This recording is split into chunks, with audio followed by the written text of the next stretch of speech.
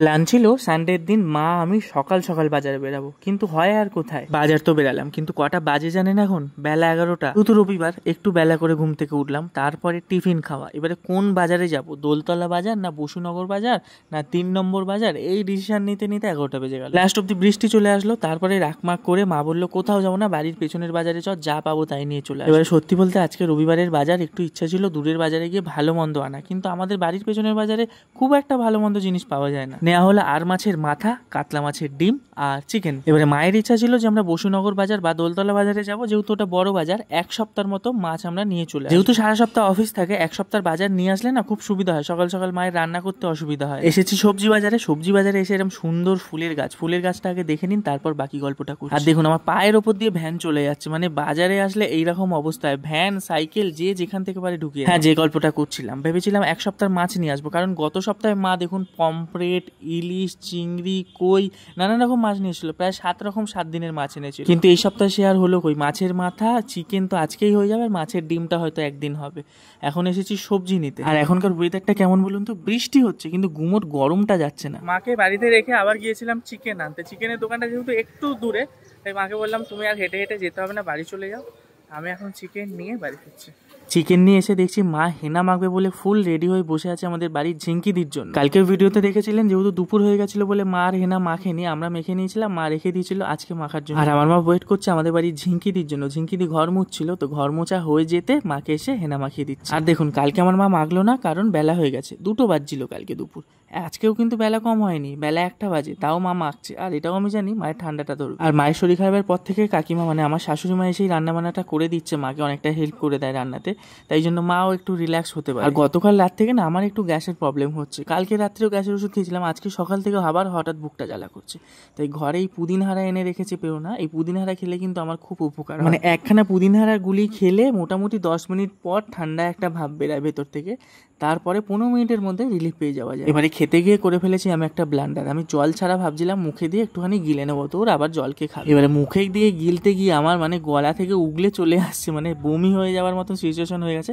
তারপর দেখি অল্প বোতলের মধ্যে জল আছে, সেটা দিয়েই কোনো রকমে চালিয়ে নিয়েছি। তাও আমার ওষুধপত্র খেতে খুব একটা প্রবলেম হয় না, যেহেতু জল ছাড়া গলায় দিয়েছি, ওর জন্য গাটা গুলিয়ে উঠেছে।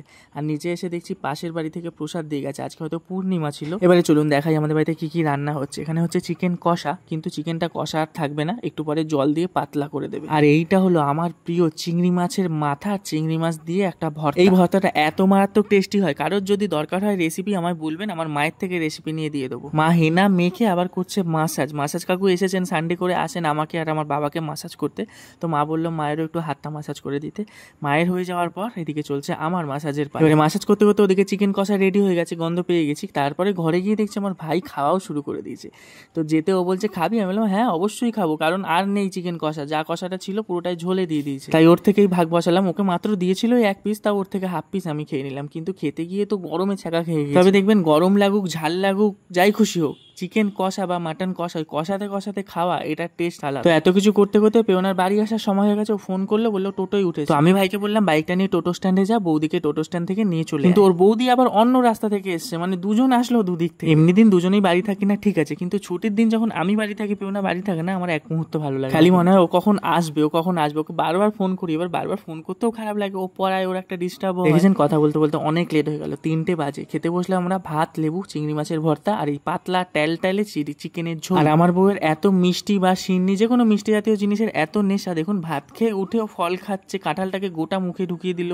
সিন্নি খাচ্ছে, মানে ভাত খাওয়ার পরে এগুলো কার ইচ্ছা হয় বলুন তো খেতে। আর এই সিন্নি আমার মায়েরও খুব প্রিয়, 1 গ্লাস কিন্তু দিয়েছে পাশে বাড়ি থেকে, হাফ গ্লাস নিজে খেয়েছে আর হাফ গ্লাস বউয়ের জন্য রেখে। আর আমার বউ তো আরেকজন, আমাকে যাচলো, যেচে আমি যখন বলছি আমাকে দাও তখন আর দিল না, মানে নিজে খেয়ে নিল ওইটুকু সিন্নি, বলছে এইটুকুর মধ্যে থেকে আর ভাগ দিতে পারবো না, সরি। যদিও বা আমি মজা করেই চেয়েছি, কারণ আমি জানি ও ভালোবাসে ওই খাক। আর দেখুন বর্ষাকালে কুকুরগুলোর খুব অবস্থা খারাপ হয়, বৃষ্টিতে ভিজবে না বলে বেচারি একটু ছাউনি খুঁজছে। সকাল থেকে গান বাজছে বলে গতকাল থেকে শুরু হয়েছে, আগামীকাল আরোই আমরা কথা বলে ভিডিও করতে পারবো না, তার কারণ এই গান বাজছে শ্রাবণ মাসের পুজোর জন্য প্রতিষ্ঠা, এই মন্দিরটা তার থেকেও বড় কথা হচ্ছে প্রতিষ্ঠা হবে, সেই জন্য আর কি গান ঠান বাজছে। এই দুদিন হয়তো ব্যাক ভয়েসে এই ভিডিওটা বেশিরভাগ আসবে। আর এই মহারাজ আবার ঠান্ডা বাঁধিয়েছে, তাই জন্য তুলসী ড্রপ ওকে আমি এটাই দিই। তবে এই তুলসী ড্রপ খেলে বেশ আমার উপকার হয়। ওকে আমি তুলসী ড্রপ, এই বাবা কি খুলে পড়ে গেল, ঢাকনাটাই খুলে পড়ে গেল, দেখো তো। আর গরম আছে, গরম আছে, দাও আমি তুলে দিচ্ছি, দাও। তো গরম না কিন্তু একটু। তাহলে দাও দাও দাও, দেখেছো কিরম বারণ করছি তো। তুমি চুপ করো না। আরে ছ্যাঁকা খাচ্ছ তো। তোমার কি দরকার? কি অবস্থা, বলেই যাচ্ছে। মানে মেয়েদের অবস্থা, সব বউদের এই অবস্থা। কফটা দিতে হয়, এটা কফটা, এটা ঠিক নেই, হ্যাঁ এটা ফুটো করতে হবে। আমার উপকার তুমি না নিলে তোমার কাজ হবে না। সেদিন তো আমরা জানি ছুঁচ, ফুটো করার সিস্টেম জানো না? দেখো ছুঁচ বা সেফটি পিন দিয়ে ফুটো করতে হয়। এটার ভেতরে একটা কাঁটা মতন আছে, ওইটা দিয়ে এটা ফুটো হয়ে যাবে। এই জায়গাটা যেটা জলে পড়ে গেছিল ওটা ফুলে দিয়ে তারপর ওটাকে ইচ্ছা করে টাইট করে যদি আটকাও তাহলে আপনার ফুটো হয়ে যায়। দেখো হয়ে গেছে। ও দেখি, ও বাবা, আমরা তো ছোট থেকে এই ছুঁচ সেফটি পিন এইসব দিয়ে ফুটো করতাম। আমি চোখ দেখাতে গেছিলাম তো চোখের ডাক্তার বলেছিল যে চোখের ড্রপ কিন্তু কখনো সূচ দিয়ে আপনার ফুটো করবেন না। অনেকে নাকি সূচ দিয়ে ফুটো করে সেবারে খুব ইনফেকশন হচ্ছিল। তো এই সূচে কি একটা থেকে কিছু একটা জীবাণু থেকে হয়তো ইনফেকশন হচ্ছিল, তো ওইটা সেই সময় খুব স্প্রেড হচ্ছিল বলে ডাক্তার বলে দিয়েছিল। তো আমরা তখন জিজ্ঞেস করছি যে তাহলে যদি সূচ দিয়ে না ফুটো করি তাহলে ফুটো করবো কি করে। তখন ডাক্তার আমাদের এটা দেখিয়ে দিয়েছিল যে এইভাবে এটাকে ফুটো করতে হবে উইদাউট এ নিডল, কারণ অলরেডি ওষুধগুলো যেহেতু খুব সেন্সিটিভ ওই জন্য এর মধ্যে অলরেডি নিডল থাকে। না এটা আমি খাই এবারে। কে খাবে? তুমি? তুমি একটু খাবে? তুমি খাবে। সানডে কি প্ল্যান কি আজকে? সানডে প্ল্যান অনেক কিছু ছিল, আচ্ছা, কিন্তু বৃষ্টিতে অনেকটা আমাদের প্ল্যান হয়তো চলো সন্ধ্যাবেলা একটু কোথাও বেরাই। শুটমার হতে পারে প্ল্যান। হ্যাঁ এখন বৃষ্টি কতটা কি হচ্ছে সেই হিসাবে আমার আমাদের ইচ্ছে ছিল একটু বিটি রোডে ঘুরতে যাওয়ার। এখানে আমাদের যেমন ওদিকে হাতিবাগান আছে, এখানে বিটি রোড নাকি খুব ফেমাস। আমার এক বান্ধবী বিটি রোড কেন যাব, আমাদের জুডিও আছে, স্টার মল আছে। বিটি রোডটা হাতিবাগানের মতো মার্কেট, তাহলে গেলে হয়তো বলতাম যে চলো আমরা তিনজন মিলে যাই। কিন্তু বাইক খারাপ, তার মধ্যে এই যে বৃষ্টি মহারাজ আবার চলে আসলো। কি হলো আবার? চুলে কি হয়েছে? নিজেকে কেমন লাগছে? তোমাকে সুন্দরই লাগে দেখতে। কিছু জিনিস আছে ব্যাগে। কি আছে? প্যারাসিটামল। আবার প্যারাসিটামল কি হবে? চেস্টন কোল্ড, মানে এগুলো এনে রাখলে তাই তো? রাখলাম ঘরে। আর এদিকে আছে ফেস ওয়াশ। যা, আমার তুলসীটাই এবারে তোমার হাত দিয়ে সব পড়ে যাচ্ছে কেন? আজকে কেউ আসবে নাকি? এটা আমাকে তুমি কিনে দিয়েছো। মানে বুঝতে পারছেন, এই টাকাটা আমার থেকে নেবে, এটাই হলো ব্যাপার, তাই তো? এটা তুমি কিনে দিয়েছো কারণ তুমি আমাকে বিয়ে করেছো যে সিঁদুর। মানে এই টাকাটা দিই, তুমি তো তোমার টাকা দিয়ে এনেছো। ও তোমাকে আমি 200 টাকা পাঠালাম না? না আমি তোমার কাছে পেতাম। কি জানে বাবা, তাহলে আমি কোথায় কিনে দিলাম? তুমি তো তোমার টাকা দিয়ে কিনলে। তুমি কিনে দিলে, এবার তুমি যথেষ্ট ইন্টেলিজেন্ট। হ্যাঁ মানে আমাকে টাকাটা এখন দিতে হবে, এটাই হচ্ছে ব্যাপার। ঠিক আছে দিয়ে দেবো। কত টাকা? 20 টাকা? 40 টাকা? 40 টাকা নেবে। তাহলে কত? 85 লেখা, ডিসকাউন্ট করে 40ই নেবে। না 85 নেয়নি। কত নিয়েছে? 62। ঠিক আছে চলুন দিয়ে দেবো 62 টাকা। আমি তুলসীর জলটা খাই, খেয়ে দিয়ে আমরা একটু রেস্ট করি, বিকেলবেলা দেখা হবে।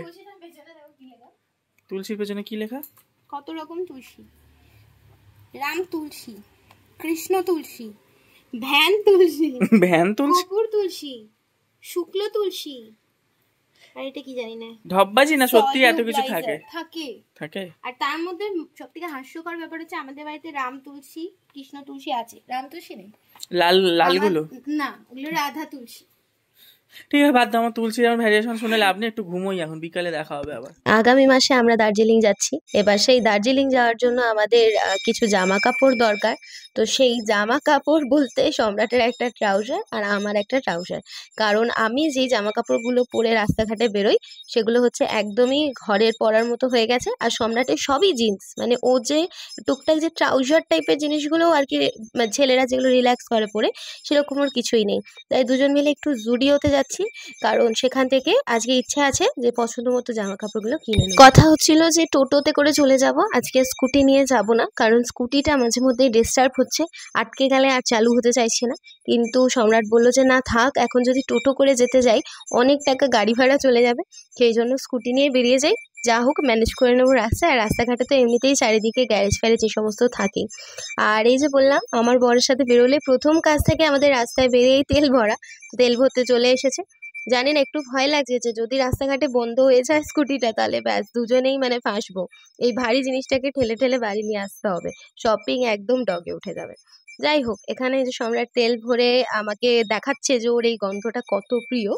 মানে ও এতটাই বাজে ছেলে, এখানে দাঁড়িয়ে দাঁড়িয়ে গন্ধই শুকে যাচ্ছিল বেশ কিছুক্ষণ ধরে। তো আমি ভাবলাম ভিডিও করে রাখি ওর এই কাজকর্মগুলোর, এই কাণ্ড কারখানাগুলো। আর বিগত কদিন ধরে আপনারা ভিডিওতে অনেকবার দেখেছেন যে আমরা বাইক কিনতে গেছি, কিন্তু কেনা হয়নি, বাড়ি চলে এসেছি। তবে এবার স্কুটিটার যা দশা হয়েছে, মানে এইবার একটা ডিসিশন আমাদেরকে নিতেই হবে।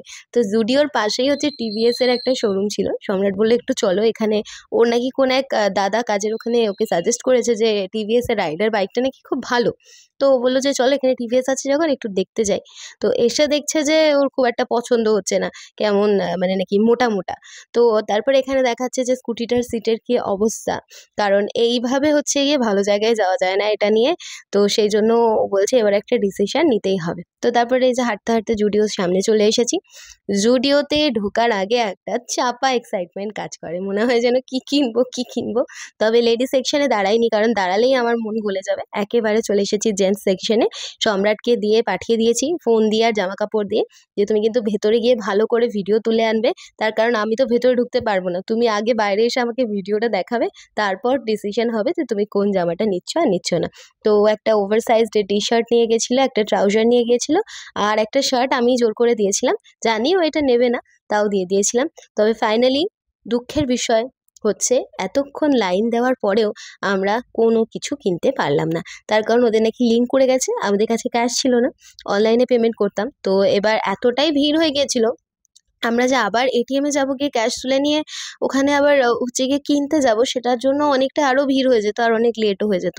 তা আমরা ভাবছি, দুজন দুজনের দিকে তাকাচ্ছি যে এটা কি করলাম আজকে। আমরা সন্ধ্যে 7টা থেকে রাত 8টা অবধি শুধুমাত্র জাস্ট এই মানে জামা কাপড় পছন্দ করলাম, ট্রায়াল করলাম, তারপর বাড়ি চলে আসলাম।